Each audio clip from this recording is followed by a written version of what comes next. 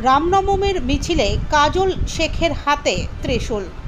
রামনবমী উপলক্ষে পাড়ই থানার কসবা পঞ্চায়েতের বেরুগ্রামে রামনবমী কমিটির অনুষ্ঠানে যোগ দিলেন বীরভূম জেলা পরিষদের সভাধিপতি কাজল শেখ। এখানে বেরুগ্রাম রামনবমী বজরংবলী কমিটির পক্ষ থেকে কাজল শেখকে জয় শ্রীরাম লেখা পতাকা সহ ত্রিশূল উপহার দেওয়া হয়। এদিন কাজল শেখ ছাড়াও এই অনুষ্ঠানে উপস্থিত ছিলেন নানুরের বিধায়ক বিধান মাঝি। উৎসব কি বলবেন, কতটা শান্তি বা বিঘ্নিত এখনো পর্যন্ত সারা বীরভূম জেলা কোনো প্রান্তে কোনো বাধা বিঘ্ন এসেছে এই ধরনের খবর আমাদেরকে আসেনি। বীরভূম জেলার মানুষের কাছে আমরা আগে আবেদন জানিয়েছিলাম পুলিশ প্রশাসনের মাধ্যমে এবং নিজেরাও জানিয়েছিলাম যে রামনবমী উৎসব শান্তির সঙ্গে পালিত হোক, জাতি ধর্ম মতামত নির্বিশেষে সকল সম্প্রদায়ের মানুষ এই অনুষ্ঠানে সমবেত হোক। আমাদের মধ্যে কোনো ভেদাভেদ নেই, সেটা আমাদের দেখিয়ে দিতে হবে, কারণ এটা বাংলা, এটাই বাংলা কৃষ্টি, এটাই বাংলা কালচার। হিন্দু মুসলমান শিখ খ্রিস্টান ইসাই সমস্ত সম্প্রদায়ের মানুষ একে অপরের তিওয়ারে আমরা হাজির হই, সমবেত হই। এটাই বাংলা কৃষ্টি, এটাই বাংলা কালচার। আমাদের মাননীয় মুখ্যমন্ত্রী মাননীয় মমতা বন্দ্যোপাধ্যায় সবসময় যেন বলে থাকেন ধর্ম যার যার আপনার, উৎসব সবার।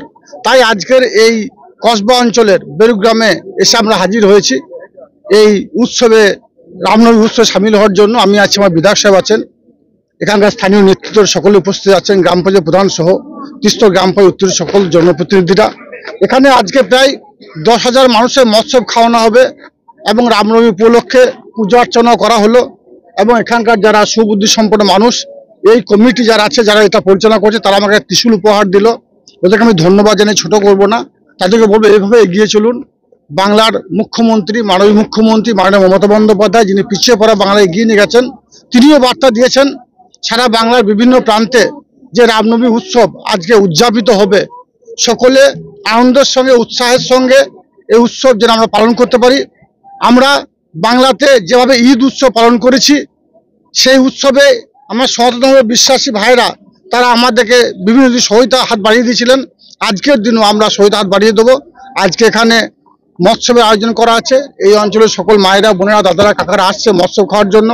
এরপরে কঙ্কালতলা অঞ্চলে আমাদের একটা শোভাযাত্রা আয়োজন করা আছে, সেখানে আমরা গিয়ে যাব, আমার বিধায়ক সহ এখানকার নেতৃত্ব ওখানে যাবেন এবং ওখানে প্রায় 10,000 লোকের একটা শোভাযাত্রা বের হবে।